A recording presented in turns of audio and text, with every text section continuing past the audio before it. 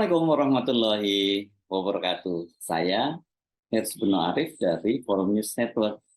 Kereta api cepat Cina Jakarta-Bandung terus mengundang kontroversi dan kehebohan. Kabar terbaru adalah syarat menjadi pramugari di kereta yang sekarang diberi nama WOS itu adalah harus bisa berbahasa Cina. Karena kendala bahasa atau memang karena kuotanya yang terbatas itu dari 6.000 pelamar hanya 12 orang saja yang diterima. Ini benar-benar rasionya jomplang sekali ya. 6.000 yang lamar yang diterima hanya 12 orang. Ini pertanyaan saya, apakah sebegitu menariknya jadi pramugari di kereta api cepat Cina itu? Ya, atau karena memang terlalu banyak pengangguran dan terbatasnya lowongan kerja ya di Indonesia. Kabar yang menghebohkan itu dicuitkan oleh akun sosial X, kalau dulu namanya Twitter, ya, @rahmania_baftin. Dari 6.000 pelamar pramugari KCJB, begitu disebutnya ya, hanya lulus 12 orang setelah melalui tahapan 5 kali tes. Mereka itu diharuskan pula untuk bisa berbahasa Cina. Ini gila banget ya, tahapannya sampai 5 kali tes juga ya.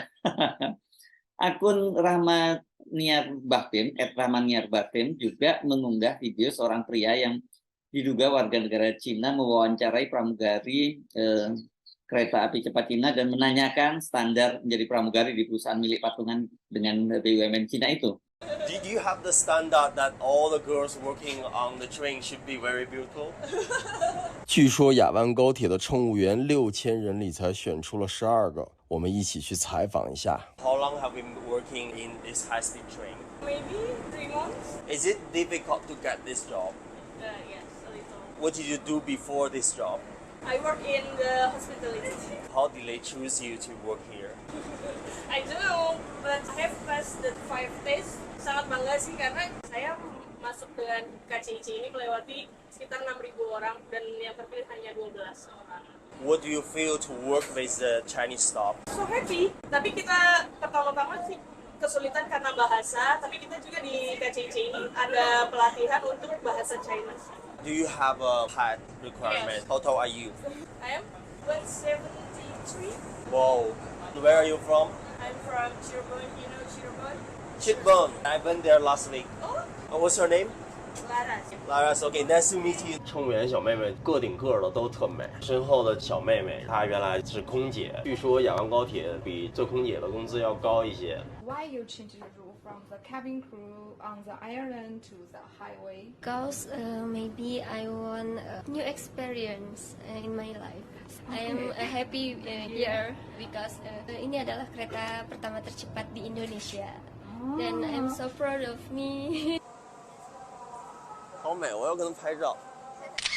Unggahan tadi mengundang menjadi viral dan mengundang kehebohan gitu ya.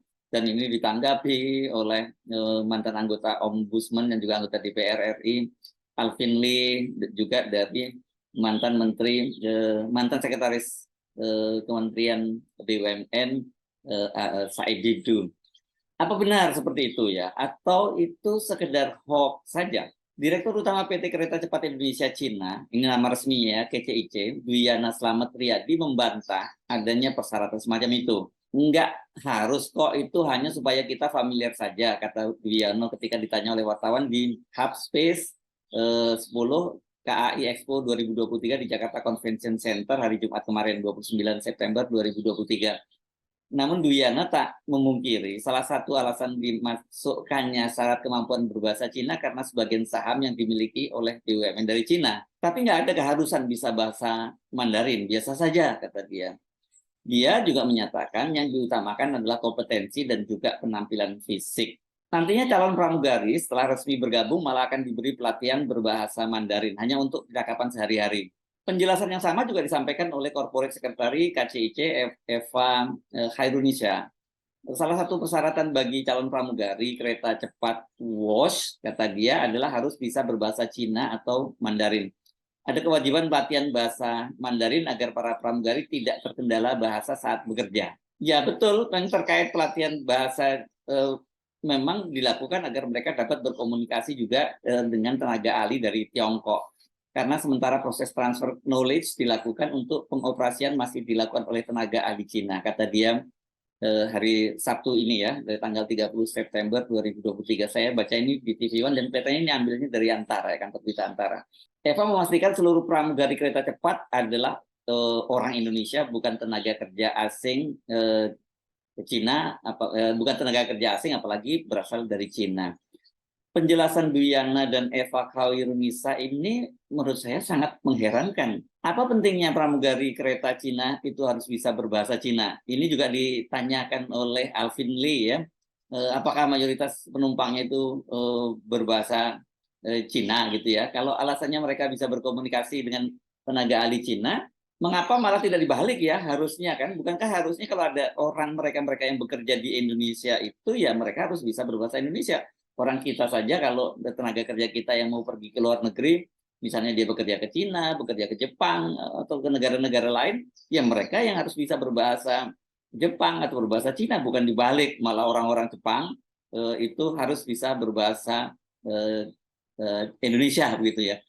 Ini benar-benar udah kiamat kalau itu terjadi ya. Apalagi kalau urusannya untuk katanya tadi transfer knowledge. Apa yang mau ditransferkan ya? Ini sekali lagi kalau konteksnya pramugari ya, bukankah para pramugari ini nanti urusannya kan hanya berupa pelayanan, hospitality, tidak ada kaitannya dengan operasional yang berkaitan dengan teknologi. Ya paling mengoperasikan beberapa hal sederhana gitu, bagaimana memanaskan makanan di restorasi dan sebagainya. Hal yang saya kira itu nggak perlu harus bisa berbahasa Cina, orang bisa dengan cepat mempelajarinya. Artinya mereka nanti lebih banyak berurusan dengan para penumpang, para pelanggan yang boleh dibilang mayoritas berbahasa Indonesia. Ini pertanyaan dari Alvin Lee juga menarik, kata dia begini, berapa banyak sih orang Indonesia yang bisa berbahasa Cina? Bahkan kalau toh misalnya ada penumpang warga negara Indonesia keturunan Cina, banyak di antara mereka itu yang sudah tidak bisa berbahasa Cina loh. Mereka lebih familiar menggunakan bahasa Indonesia. Jadi untuk apa ya mereka ini diwajibkan harus bisa berbahasa Cina, para pramugarinya ini? Kalau toh mereka itu harus bisa berbahasa asing di luar bahasa Indonesia, yes kita setuju.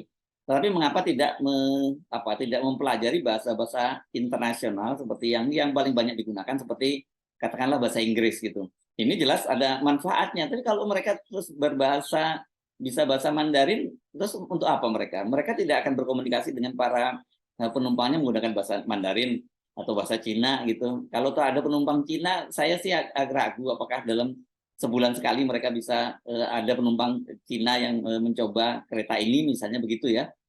Soal dominasi tenaga kerja Cina di kereta cepat Jakarta-Bandung ini memang sebelumnya sudah banyak mendapat sorotan, tapi lebih pada jumlah mereka yang banyak ya, bukan soal kewajiban menggunakan bahasa Indonesia itu ya. Karena orang tadi juga jadi berpikir jangan-jangan nanti ini karena syaratnya bisa berbahasa Cina dan tidak banyak yang lolos, ya nanti akan diambil dari pramugari dari Cina juga. Karena agak mengherankan kalau cuma sekarang ini hanya 12 ya tenaga pramugarinya, kan bagaimanapun juga pasti ada berapa banyak frekuensi perjalanan dalam setiap hari gitu, dan berapa rangkaian gerbongnya. Kalau hanya 12 ya pasti nggak cukup gitu. Jadi nggak salah kalau orang kemudian curiga ini jangan-jangan bagian dari akal-akalan agar kemudian mereka bisa mendatangkan juga pramugari dari Cina.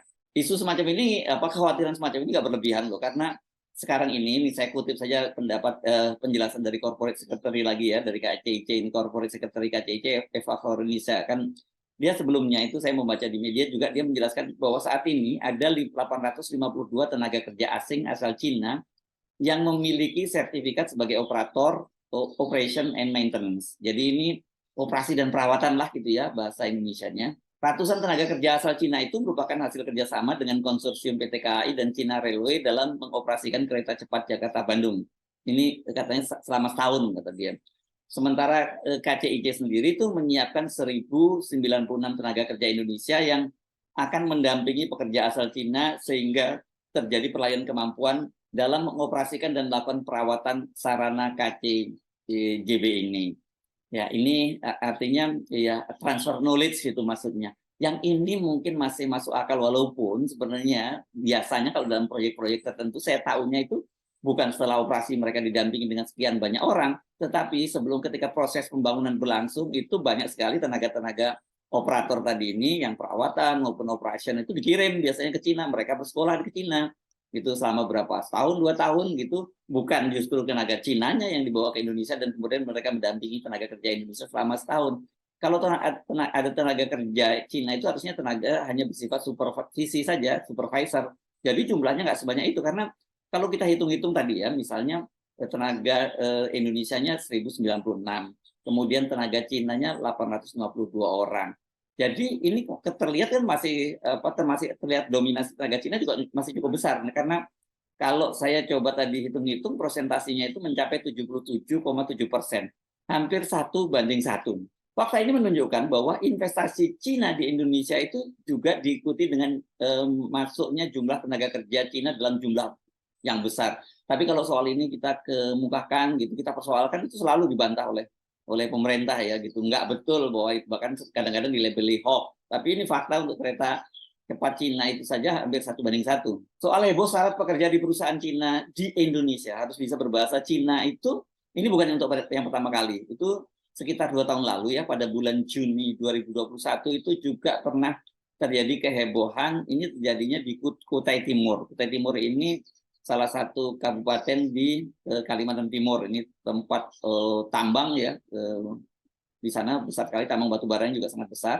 Pada waktu itu heboh juga ya, ada persyaratan sebuah pabrik di pabrik semen di sana yang membangun investasi, yang menanamkan investasinya di Kutai Timur itu, mereka mensyaratkan agar para pelamar, calon pekerjanya itu harus bisa berbahasa Cina. Padahal mereka ini sebenarnya hanya operator-operator alat berat dan sebagainya seperti itu.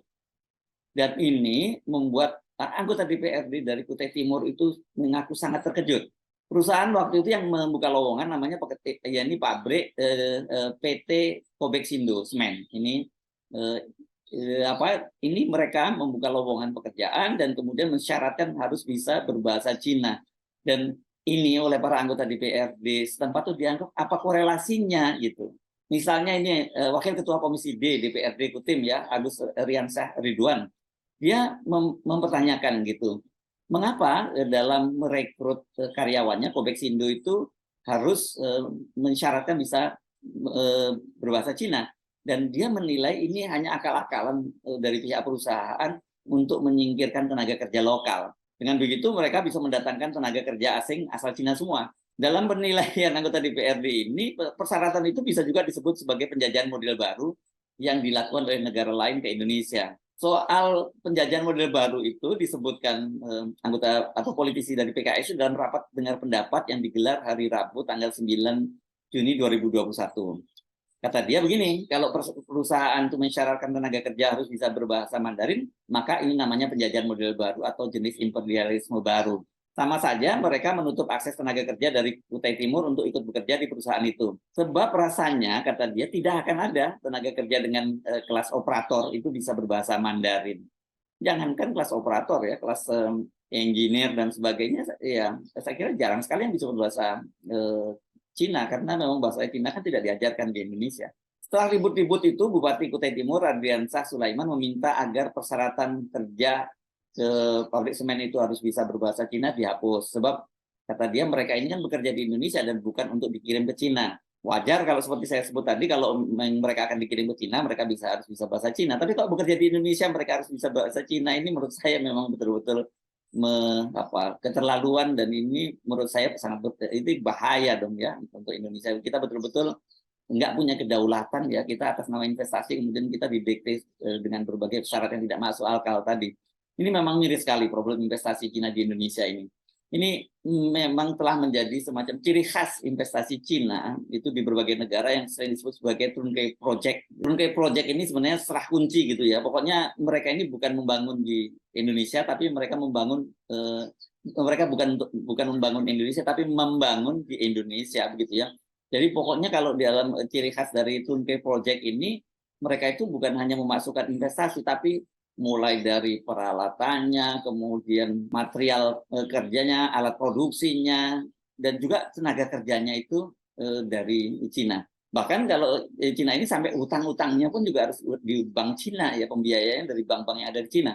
Nah, soal tenaga kerja ini memang sangat memprihatinkan, karena sesungguhnya di lapangan itu banyak ditemukan bahwa tenaga kerja yang disebut tenaga ahli itu bukan tenaga ahli, karena mereka tenaga kerja kasar juga yang bisa dikerjakan oleh tenaga kerja asal Indonesia, misalnya seperti satuan pengamanan atau satpam, kemudian juga sopir-sopir truk atau sopir-sopir kendaraan berat. Ini kan sebenarnya bisa dikerjakan oleh tenaga kerja asal Indonesia. Dan ironisnya itu ya, kendati dengan posisi yang sama, katakanlah sama-sama satpam atau sama-sama driver, itu gaji dari mereka ini, para pekerja dari asal Cina, itu lebih tinggi dari tenaga kerja Indonesia. Ini benar-benar menyedihkan. Jadi tenaga kerja Indonesia sendiri itu di negara sendiri saja tidak dihargai. Ini beda dengan negara-negara di katakanlah di negara-negara Arab gitu ya. Kalau di negara-negara Arab itu walaupun jabatannya sama antara ekspat dengan tenaga kerja lokal, itu malah gajinya lebih tinggi tenaga lokal, bukan dibalik seperti di Indonesia. Ya karena memang kan mereka ini bekerja di Indonesia dan kemudian menggali, menguras sumber daya alam Indonesia dan kemudian bawa kembali ke negaranya, lah kok malah kita digaji lebih kecil dari mereka. Dalam beberapa kasus di perusahaan tambang ya, seperti misalnya tambang nikel yang sekarang dipacu untuk hilirisasi itu, untuk pengolahan biji nikelnya itu mereka juga memindahkan mesin-mesin pembangkit yang yang tidak ramah lingkungan, dan di negara asal mereka sendiri itu sudah dilarang. Jadi di barang rongsokan yang menimbulkan polusi itu justru malah dikirim ke Indonesia. Jadi Cina ini, para investor Cina ini bukan hanya memindahkan barang modal dan tenaga kerjanya, tapi mereka juga memindahkan berbagai keburukan termasuk polusi dan pencemaran udaranya ke Indonesia. Saya Harus Munarif dari Forum News Network. Sampai jumpa lagi. Wassalamualaikum warahmatullahi wabarakatuh.